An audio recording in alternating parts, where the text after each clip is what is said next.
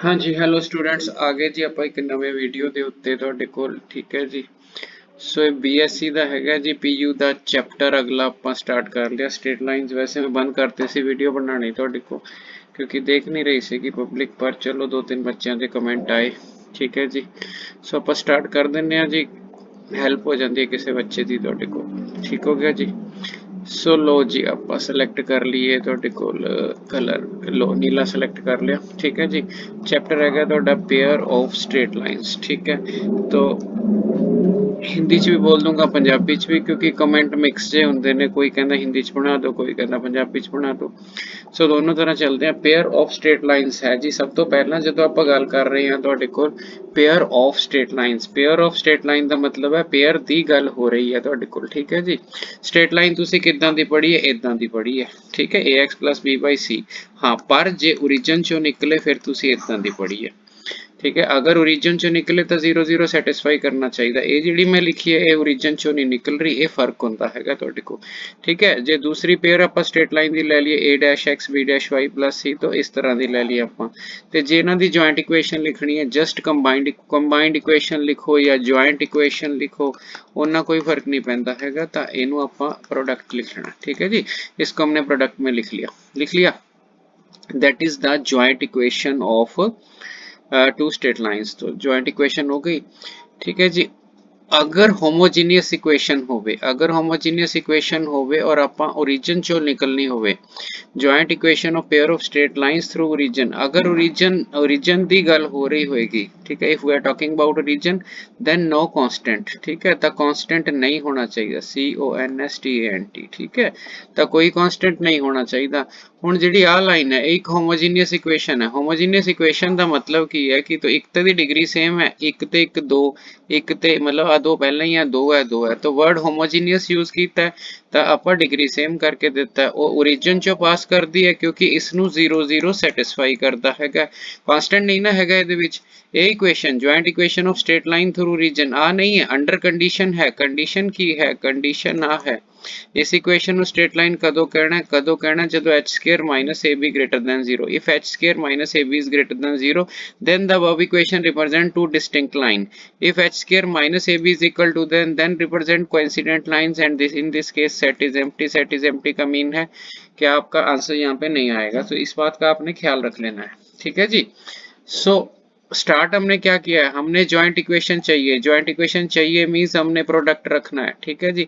ये प्रोडक्ट है ठीक है। यहाँ पे जो जॉइंट इक्वेशन मिलेगी वो ओरिजिन से पास नहीं कर रही, क्योंकि ओरिजिनली जो इक्वेशंस हमारे पास हैं वो ओरिजिन से पास नहीं कर रही। तो यहाँ पे हमने लिए होमोजेनियस इक्वेशन। होमोजेनियस इक्वेशन का मतलब क्या होता है कि डिग्री सेम, और पासिंग थ्रू ओरिजिन का मतलब होता है कि यहाँ पे कांस्टेंट नहीं है।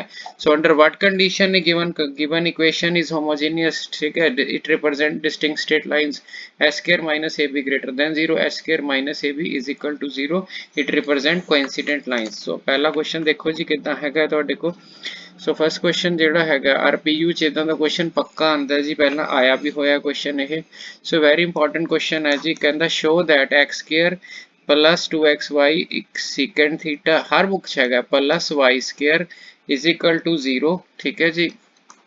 Represent pair of straight lines, पहला कह रहे हैं कि pair of straight lines passing through the origin, also find the separate equation, also find the separate equation ठीक है जी। सो मैं PU की गल कर रहा जी तुहाडे कोल। तो PU के पेपर विच आया हुआ क्वेश्चन है, क्योंकि स्पैसीफिकली जो आप वीडियो बना रहे हैं that are meant for Punjab university Chandigarh.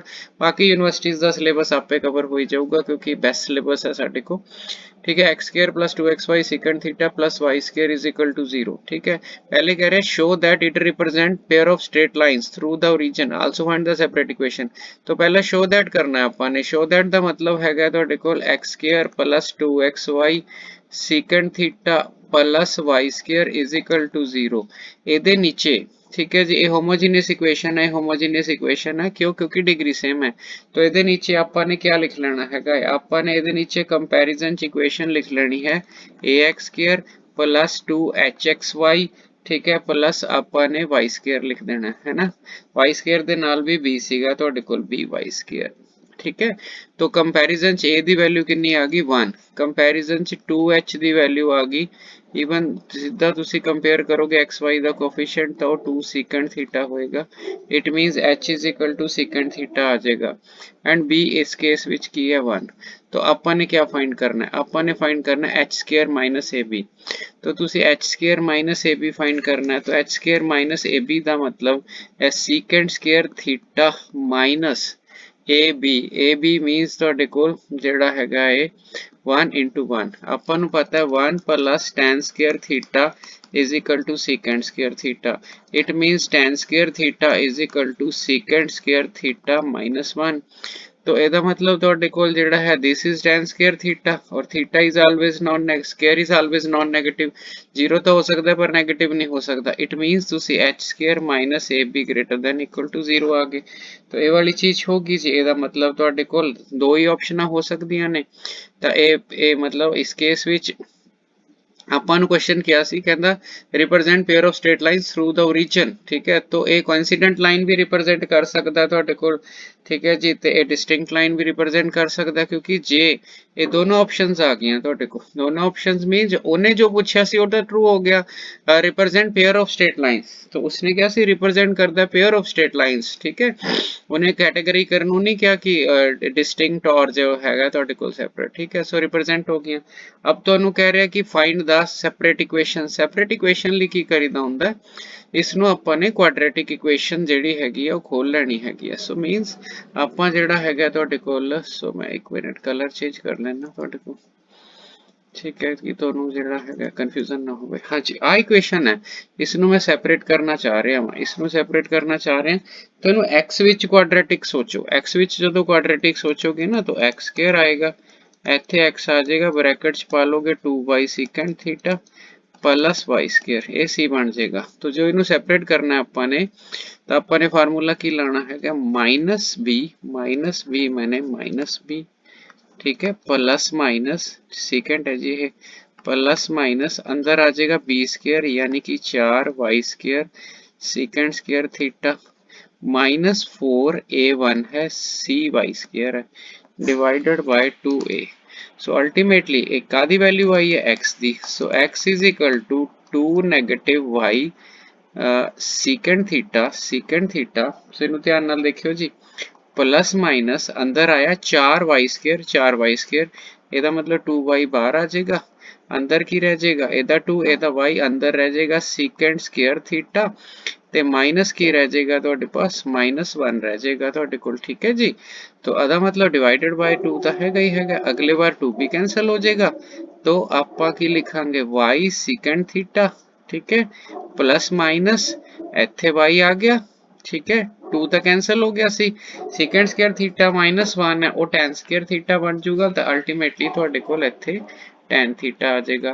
सो एक बार प्लस लिख लेना, एक बार माइनस लिख लेना, तो वैल्यूज आ जाएंगी। तो first value is the x is equal to minus y second theta and plus y tan theta and the second value is minus y second theta. ठीक है, सॉरी y नहीं x लिखना है थे, तो माइनस ते माइनस y tan थीटा। सो असी represent भी कर लिया जी, असी वैल्यूज निकाल भी लईਆਂ। तो फर्स्ट क्वेश्चन ਜਿਹੜਾ ਹੈਗਾ ਸਾਡੀ फर्स्ट प्रेफरेंस है जो क्वेश्चन हैगा ਤੁਹਾਡੇ ਕੋਲ ਉਹ ਇਹ ਆਂਦਾ ਸਾਨੂੰ ਪੇਪਰ ਦੇ ਵਿੱਚ ਕਿ ਤੁਸੀਂ ਲਾਈਨ ਰਿਪਰੈਜ਼ੈਂਟ ਕਰ ਰਹੀ ਹੈ, ਤੁਸੀਂ ਇਸ ਲਾਈਨ ਨੂੰ ਸੈਪਰੇਟ ਕਰੋ ਤੇ ਤੁਸੀਂ क्वेश्चन कर दो। ठीक है जी, सो टाइप 1 ਤੁਹਾਨੂੰ क्लियर होगी जी। सो ਇਦਾਂ ਦੇ ਦੋ क्वेश्चन ਆਪਣੀ बुक ਚੋਂ कर लेना ਤੁਹਾਡੇ ਕੋਲ ਜਿਹੜਾ ਹੈਗਾ। ਤੇ ਜੇ ਆਪਾਂ ਅੱਗੇ ਚੱਲਾਂਗੇ ਜੋ ਵੀ ਰਿਕੁਆਇਰਮੈਂਟ ਹੋਈ ਮੈਨੂੰ ਦੱਸ ਦੇਣਾ। ਚਲੋ 5-10 ਬੱਚੇ ਵੀ ਜਿਹੜੇ ਦੇਖਦੇ ਆ ਕਿਸੇ ਦੀ ਹੈਲਪ ਹੋ ਜਾਵੇ ਤੁਹਾਡੇ ਕੋਲ, बट पहला मैं लिटरली बंद करते सीगे भाई कोई नहीं बच्चा देख रहा हैगा। ठीक है जी, चलो मैं स्ट्रेट लाइंस करवा दूंगा। सर्कल की रिक्वायरमेंट लिखी हुई है ਤੁਹਾਡੇ ਕੋਲ, सर्कल की भी मैं रिक्वायरमेंट पूरी कर दूंगा। सो अगला क्वेश्चन देखिए, अगला question again very important, find the area of the triangle bounded by the lines this.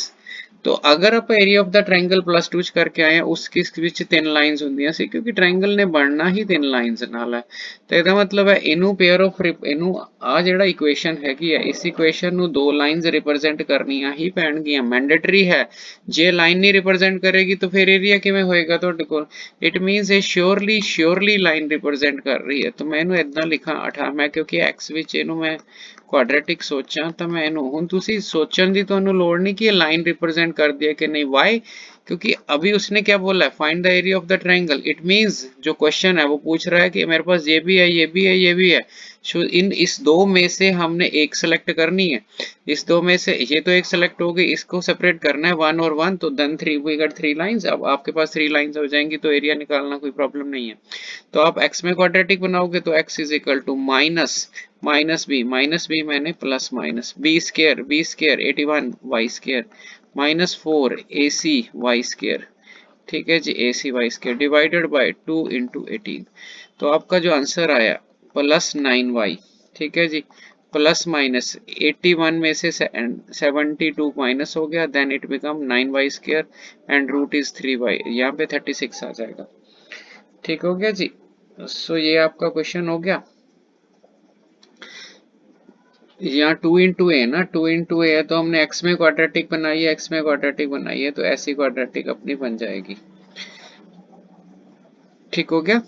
Minus b plus minus b square 81 square minus four a into c divided by 2 into a. So ये आपका बन गया।